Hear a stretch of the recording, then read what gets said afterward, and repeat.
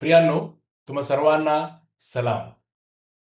ख्रिस्त येशूच्या नावामध्ये तुम्हा सर्वांच्या जीवनात शालोम आणि त्याची कृपा ही सदोदित असो. आजच्या मरणामध्ये मी तुमचं स्वागत करत आहे. आज आम्ही उत्पत्ती 4 अध्याय 6 आणि 7 ही वचनं वाचत आहोत. तेव्हा परमेश्वर कानाला म्हणाला, "तू का संतापलास आणि तुझे तोंड का उतरले? तू बरे केलेस तर तुझी मुद्रा प्रसन्न होणार नाही काय? पण तू बरे केले नाहीस तर दाराशी पाप टपूनच आहे. त्याचा रोग तुझ्यावर आहे, याकरिता तू त्याला दाबात ठेव किंवा ताब्यात ठेव." वस्तुस्थितीमध्ये पाहिलं तर दोन्ही अर्पणांना ज्यावेळेस आम्ही पाहतो, कायनाचं अर्पण, हबेलाचं अर्पण, दोघांच्या अर्पणामध्ये एक फार महत्वाची गोष्ट आम्हाला समजते, ती म्हणजे कायनाचं अर्पण दिसण्यास खूप छान आणि सुंदर होतं. तुम्ही म्हणाल कसं? कारण त्या ठिकाणामध्ये कुठल्याही प्रकारचा रक्तपात झालेला नव्हता.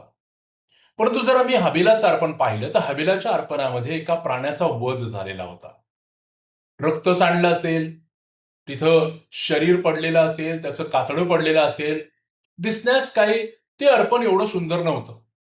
म्हणून मानवी बुद्धीने जर आम्ही पाहिलं तर कोणीतरी जाऊन कायनाला म्हणाल, "कॉंग्रॅच्युलेशन्स, किती सुंदर अर्पण तू प्रभूला दिलंस." परंतु आम्हाला जरा सुद्धा किंवा कायनाला सुद्धा जरा सुद्धा असं वाटलं नसेल की त्याचं अर्पण स्वीकारलं जाणार नाही. परंतु स्वीकारलं गेलं नाही. कारण परमेश्वराने हबेलाच्या विश्वासाने केलेल्या अर्पणाला स्वीकारलं. त्याच्या कोकऱ्याचं बलिदान त्याने स्वीकारलं. त्या प्राण्याचं बलिदान त्याने स्वीकारलं.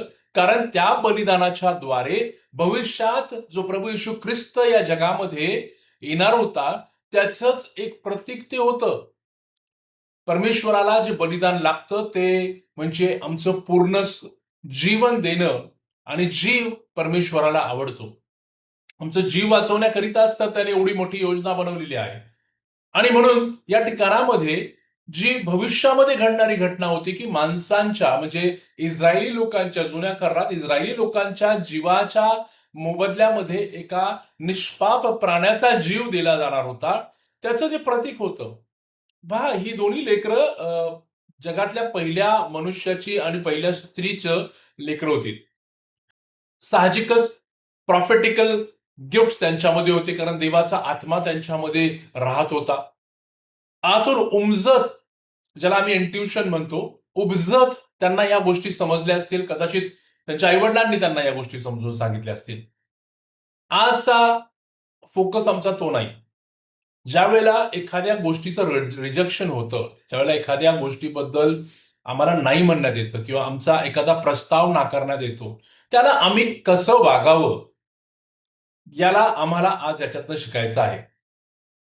कायनाला ज्यावेळेस त्याच्या वस्तूंना, त्याच्या शेतातल्या अर्पणांना नाकारण्यात आलं, त्याला खूप राग आला असं पवित्र शास्त्र नमूद करतं.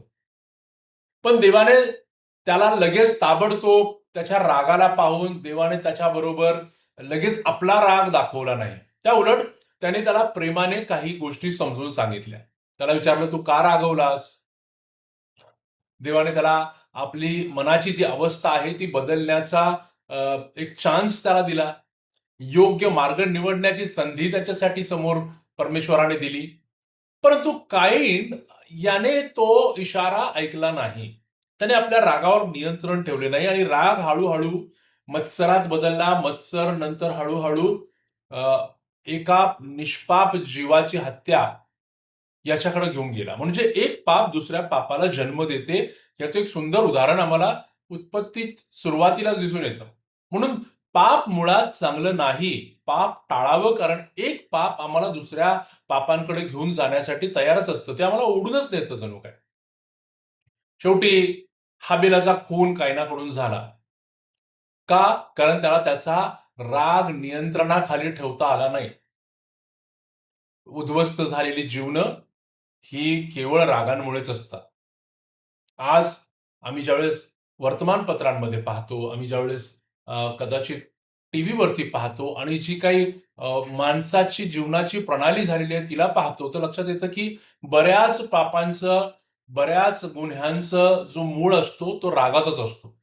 राग कंट्रोल न झाल्याने, अनियंत्रित रागाने पाप मोठ्या प्रमाणात मोठं नुकसान आमचं करून जातं.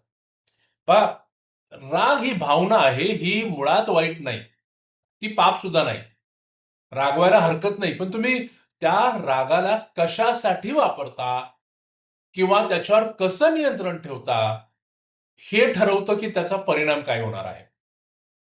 देवाने त्याला स्पष्ट सांगितलं होतं, "पहा, तू रागावलास, तर दाराशी पाप दबा धरून उभा आहे आणि ते तुझ्यावरती आक्रमण करणार आहे." भावना-बहिणींनो, आमच्याबरोबर सुद्धा असंच होतं. दिवसभरात आम्ही इकडे-तिकडे जातो. ज्या वेळेला आम्हाला राग येतो, लक्षात ठेवा, राग त्याच्याबरोबर पाप आमच्यावर दबा धरून बसलेलं असतं.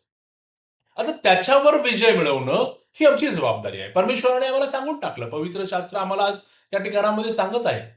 म्हणून आज आम्ही स्वतःला प्रश्न विचारावा, की काय मी माझ्या रागावर नियंत्रण ठेवतो का माझा रागच माझ्या जीवनावरती नियंत्रण ठेवत आहे? जेव्हा मनात राग वाढत जातो, तेव्हा नातीसंबंध खराब होतात.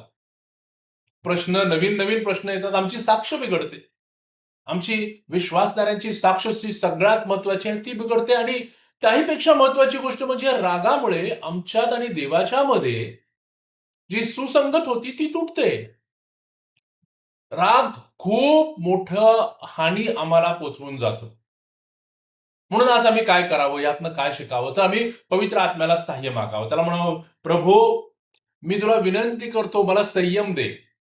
मला क्षमा करण्याचं अंतःकरण दे. मला नम्रतेने भर आणि जेव्हा मला राग येईल प्रभो, तेव्हा मला तुझ्याकडे पाहण्यासाठी, तुझ्या या इशाऱ्याला आठवण्याकरिता मला कृपा पुरव." त्याच्या कृपेने योग्य प्रतिसाद देण्याकरिता परमेश्वर तुम्हाला नक्की सहाय्य करेल. देवाचा आत्मा तुम्हाला कधी सोडणार नाही, कारण तो तुमच्या मदतीसाठी आलेला आहे. म्हणून आज मी प्रभूकडे हीच प्रार्थना करतो, की परमेश्वर आम्हा सर्वांना शांत हृदय देव, संयमी स्वभाव देव आणि प्रत्येक परिस्थितीमध्ये देवाला गौरव देणारे असे आम्ही बनू. परमेश्वर देवबाप तुम्हा सर्वांना भरपूर आशीर्वाद देव. शालोम.